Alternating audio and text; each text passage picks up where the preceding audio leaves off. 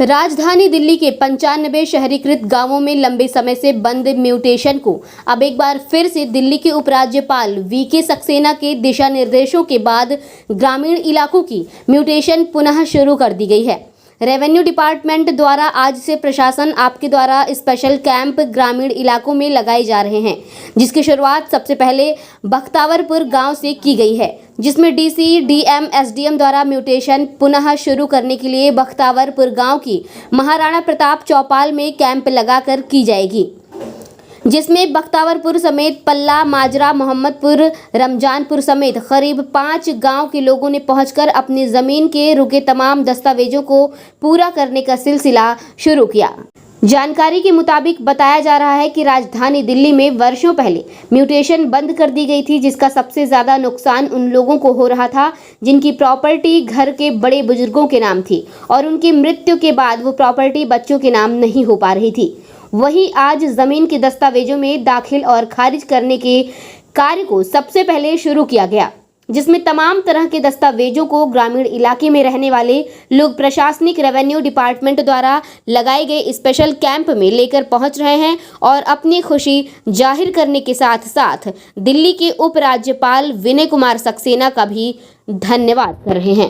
नमस्कार, मैं जनता देवी, ward number 5 Bakhtawarpur से निगम पार्षद। आज यहाँ महाराणा प्रताप चौपाल में प्रशासन आपके द्वारा, एसडीएम के द्वारा यहाँ बहुत ही बड़ा फायदा लोगों को मिल रहा है, जो कि वर्षों से जो म्यूटेशन का काम बंद था वो हमारे एलजी उपराज्यपाल वीके सक्सेना के द्वारा फिलहाल ही इसको शुरू किया गया है।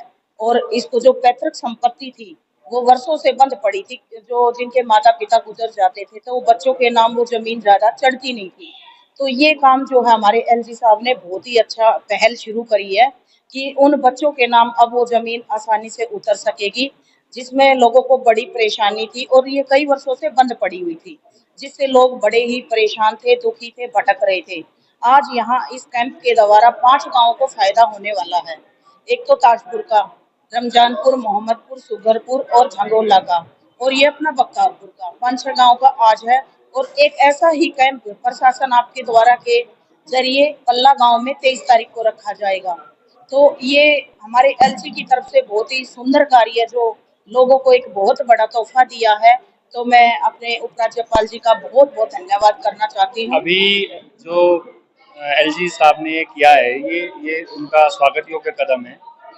उन्होंने जो म्यूटेशन शुरू की है, जो गरीब किसान मतलब किसानों के एक्सपायर हो गए, उनके बच्चों के नाम जमीनें ट्रांसफर नहीं हो रही थी, तो अब ये कम से कम इस कदम से जो वो बार बार उनके चक्कर काटने पड़ रहे थे ऑफिसों के, वो उन्होंने यहाँ हमारे गांव के बीच में कैंप लगा के लोगों के लिए काफ़ी अच्छा काम किया है।